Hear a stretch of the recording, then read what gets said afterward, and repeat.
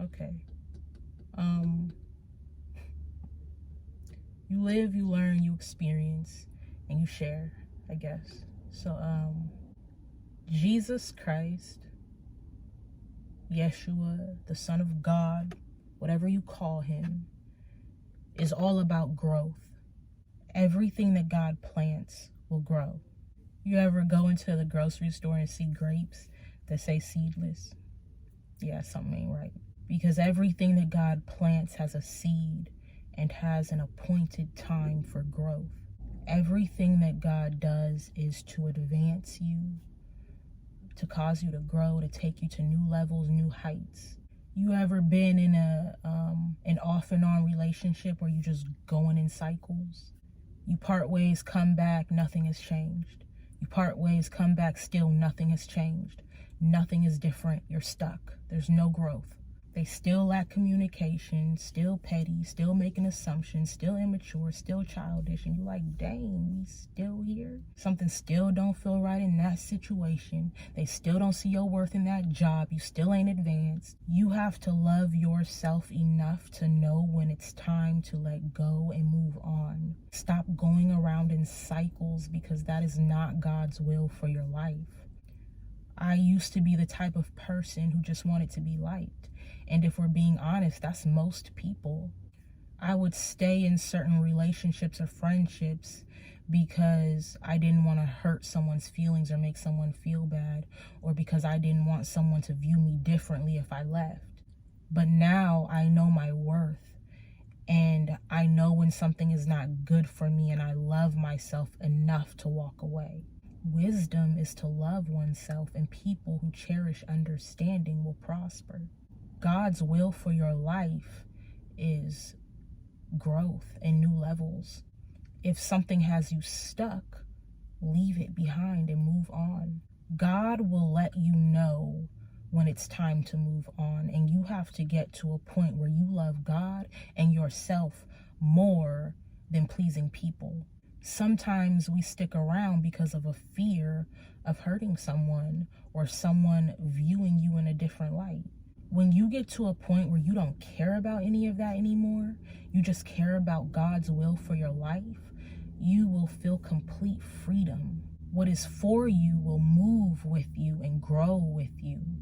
The stuff that is supposed to stay will stay, and what is only seasonal is gotta go. Discernment, which is the Spirit of God, will let you know everything you need to know. Even if you don't understand everything you're picking up, God does. So just listen to that gut feeling.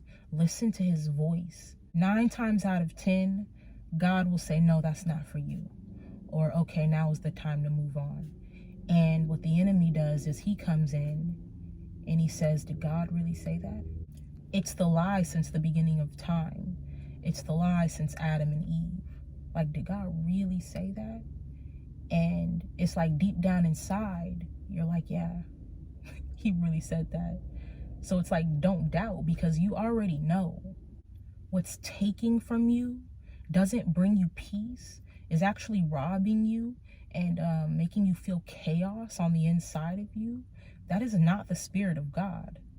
Everything in God's will is fruitful. And listen, some people are not going to like you because you walked away. Some people are going to be mad, but they'll be all right. And how they act toward you is usually just confirmation that you made the right choice.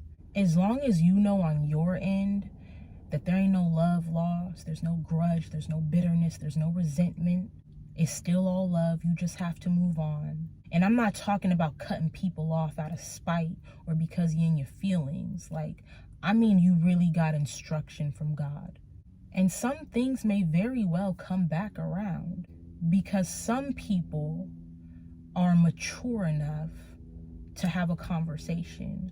Like, yo, what's up? Like, why are you distancing yourself from me? Those are the people who genuinely care. And sometimes 2 people just need to grow separately. And if it comes back around, it comes back around. If it doesn't, it doesn't.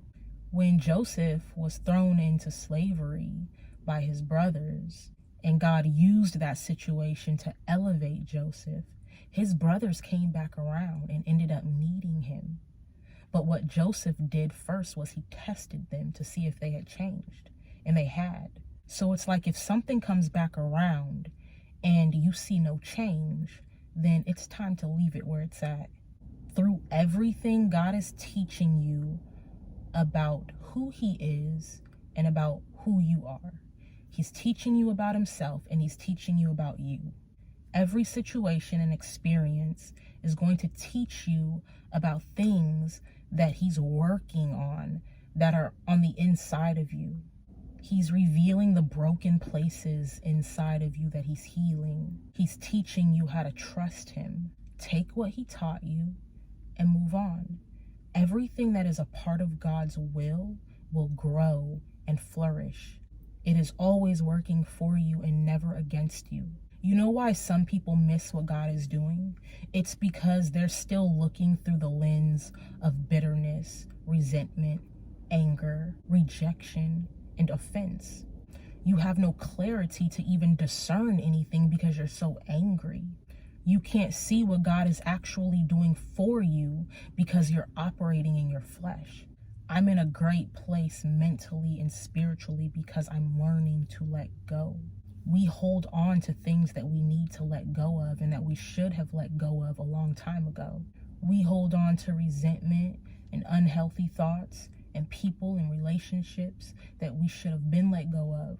Remember, what's for you will move with you and will grow with you. I'm going to say this. There are people and things that want to stay attached to you. They don't really rock with you, but they want to watch you. They want to lurk in the background, and they want to see what your next move is going to be. There are people who don't really want to be around you. They just want to be invited. There are people who don't have a consistent relationship with you because they don't really want that. They just want to follow on social media. So just remember, you're not called to be liked. You're called to be obedient.